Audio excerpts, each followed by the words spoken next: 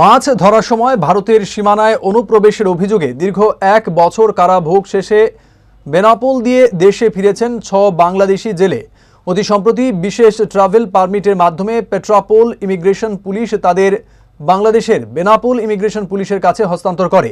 2023 সালের 23 ডিসেম্বর বাগেরহাটের মোংলা সুন্দরবন দুবলার চর এলাকায় নদীতে মাছ ধরার সময় ভারতের সীমানায় অনুপ্রবেশের অভিযোগে ভারতীয় কোস্ট গার্ড তাদের আটক করে।